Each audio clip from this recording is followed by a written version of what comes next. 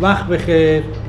اومدیم پیش اوستا حسن، یکی از مکانیکای منطقه گلشهر کرج، پسر باحال با صفا که واقعا هر کی میاد پیشش دیگه دوست نداره پیشش نیاد. دمش گرمه. من خودم هم ماشینو میارم اینجا.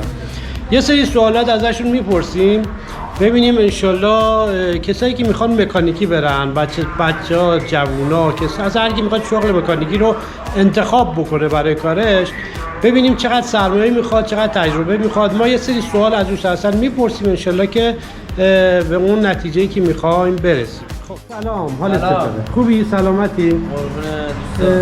اوستا جان، ما میخوایم یه ویدیو بگیریم برای جوانایی که میخوان این کار رو تازه شروع بکنن.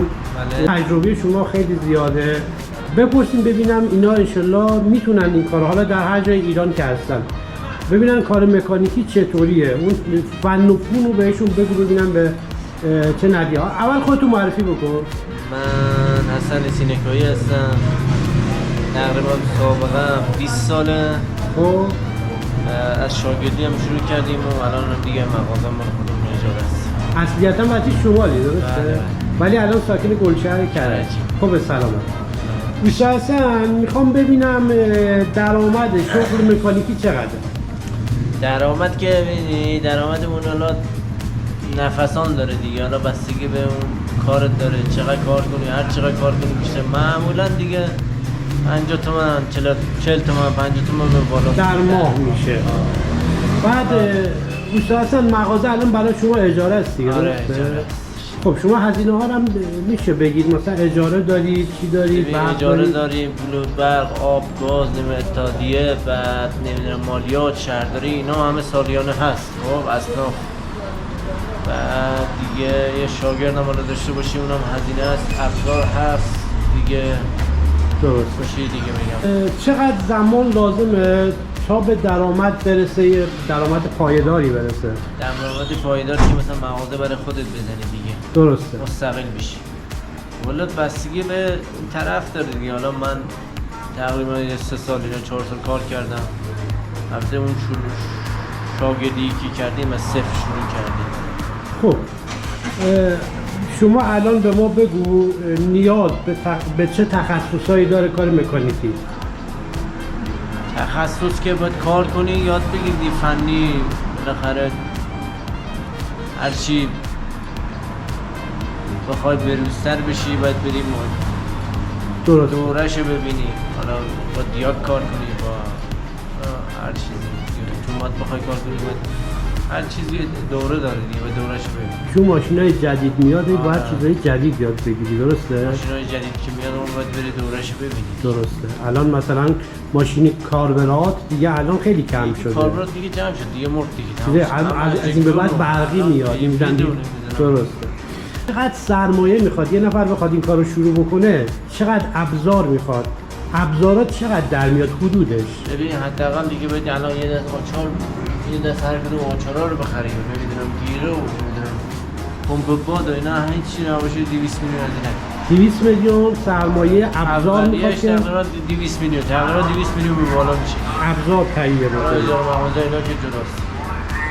بعد اوستا حسن، رقابت و تقاضا در این حرفه چگونه است؟ رقابتتون چطوریه؟ رقابت که به چی بستگی داره؟ تمیز کار کردن، درست کار کردن، یه مشتری مداری، اینا همش. آقا من خودم یه چیزی بگم، من مشتری اوستا حسنم. حقیقت نه اینکه دارم جلو پشت دوربین یا جلو دوربین صحبت میکنم.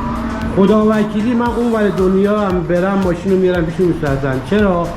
اول از همه اخلاق داره، دوم مرام داره با مشتریاش. من اینو بهتون بگم، من مشتری دیدم اینجا میاد ایشون مکانیک جلوبندی باز میکنه، میاد اینجا روغن تعویض میکنه. میدونید چرا؟ چون این آقا انقدر کارش درسته، مشتری دوست نداره دیگه کارشو جای دیگه ببره.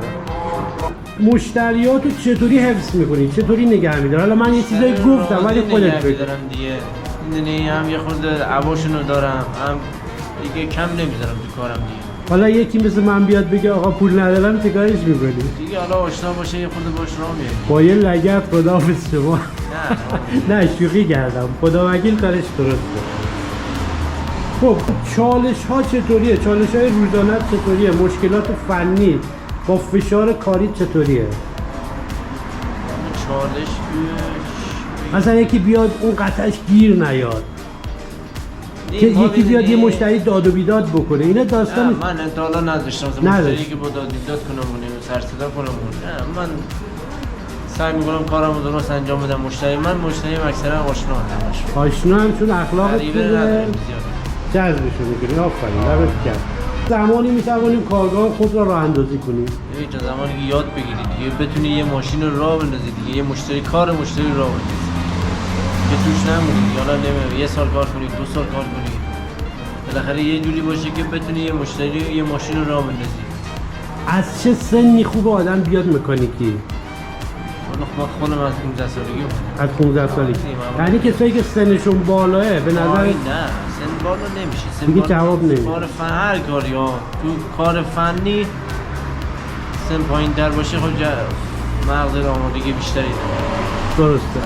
بعد دوست هستن یه مکانیک میتونه همه ماشین رو تعمیر بکنه؟ هر ماشینی بخوای دیزل هم میتونی کار کنی. پس اینا که میگن تخصصی کار کنی خب بهتره دیگه. ولی من الان ایران خودرو با همه کار میکنم. شما بلدی، ولی چرا بعضیا میگن آقا ما مثلا فقط مزدا کار میکنیم؟ میگم یه سری هستن تخصصی کار میکنن. الان کسایی هستن که همین ایران خودرو فقط EF7 کار میکنن، بقیه ماشینا رو کار نمیکنن. دیگه کار نمیکنن. آره چون واقعا تخصصی روی یه ماشین کار میکنن. درسته. چه پیشنهادی داری برای بچه‌ای که میخوان بیان این کارو انجام بدن، این کارو بزنن؟ والا شغل خوبیه. یه خورده دردسر داره، یه ذره سخت هست ولی خوبه.